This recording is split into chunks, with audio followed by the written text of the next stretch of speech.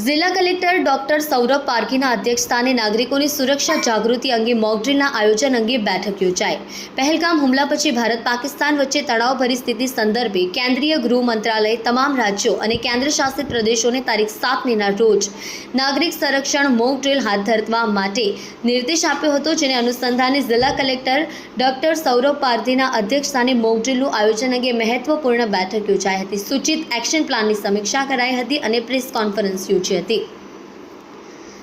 કટોકટીની સ્થિતિમાં નાગરિકોની સુરક્ષા સુનિશ્ચિત કરી શકાય એ માટે આયોજિત બેઠક અને પ્રેસ કોન્ફરન્સ દરમિયાન કલેક્ટરશ્રીએ જણાવ્યું હતું કે મોકડ્રીલ દ્વારા આપત્તિ દરમિયાન ઝડપી પ્રતિસાદ માટે તંત્ર અને નાગરિકો બંને તૈયાર રહે એ મુખ્ય હેતુ છે।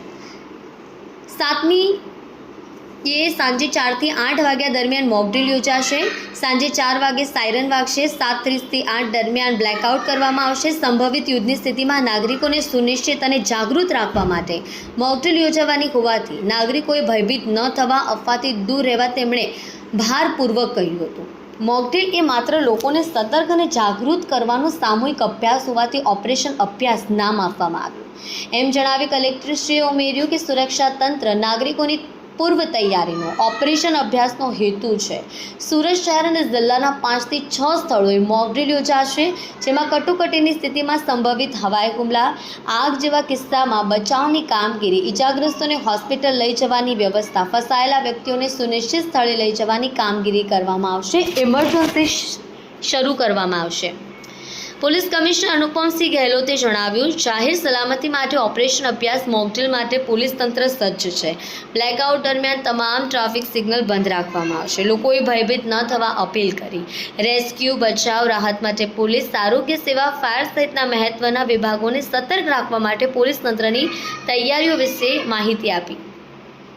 મ્યુનિસિપલ કમિશનર શાલિની અગ્રવાલે કહ્યું, શહેરી વિસ્તારમાં 51 સ્થળોએ તેમજ ઇન્ડસ્ટ્રીઝ તેમજ સાયરન ધરાવતા સ્થળો એકમોમાં સાયરન વાગશે।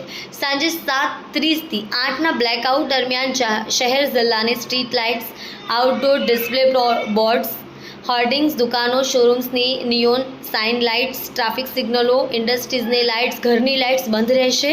લોકોએ ઘરના બલ્બ, ટ્યુબલાઇટ સ્વયંભૂ બંધ રાખે તેવી અપીલ કરી છે।